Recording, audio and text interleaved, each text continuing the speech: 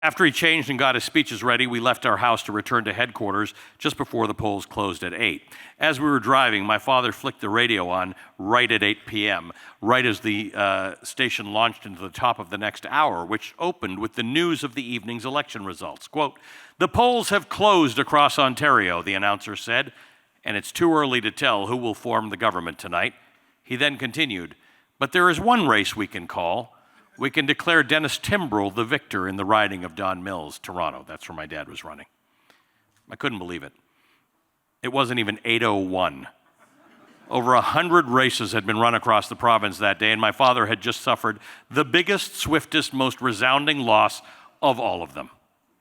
I didn't understand how they could have known who won the race right after the polls closed. How could they have counted the votes already? I'd assumed it would take hours for the election to be called.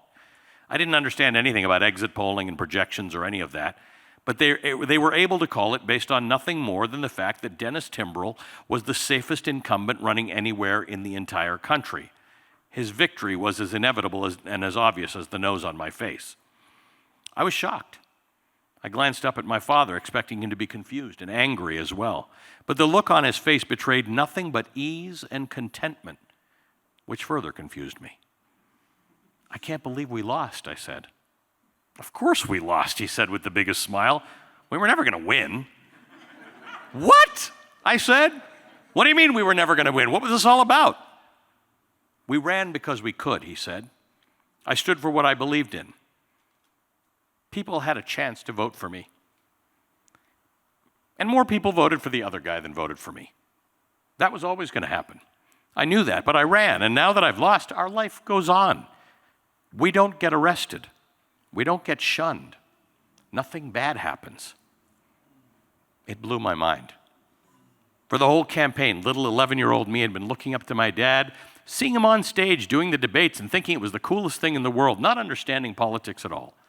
And I'd honestly believed we were doing it because we had a shot at it, and it was going to be so amazing when he won. When we pulled into the campaign office, I was still trying to process it all, but we walked in the front door, and people started to clap and cheer. There weren't any tears. I thought, what are you all happy about? We lost. But I was the odd man out because I was apparently the only one who thought we were going to win. My dad promptly went to the back of the office and called Dennis Timbrell and congratulated him on his victory. It was a cordial conversation. It lasted under a minute. And that was that. My dad came out, he thanked the staff, and what I remember about the moment is that everyone in the room was jubilant and ecstatic. Not my father. The staff were excited because they thought we'd moved the needle. I would subsequently learn that they were celebrating because my father had taken the Liberal Party from the third place to second place, which was a difference of maybe 1,000 votes. We'd made a solid dent in the district's Conservative majority, paving the way for a real victory in the future. My father, on the other hand, was at ease. That's how I would describe him. He had done what he needed to do. He had a look of satisfaction that it had been done. Thanks to my father, that was the night I learned that there's a deeper way to think about politics, which for so many people has become a dirty word. Politicians are all crooks, they say. The system is rigged. I don't trust any of them.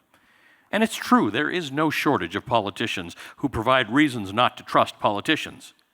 But the world is full of people who engage in politics for the right reasons. I know that because my immediate family is full of people who engage in politics for the right reasons.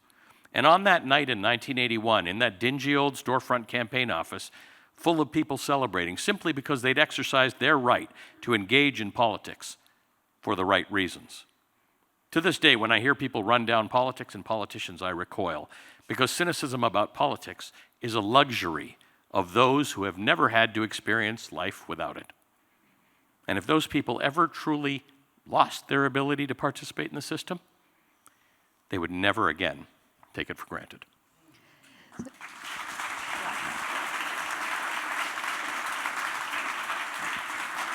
I have heard you tell that story twice now, and I read it, and I still tear up when I hear that Me story. too. It's incredible.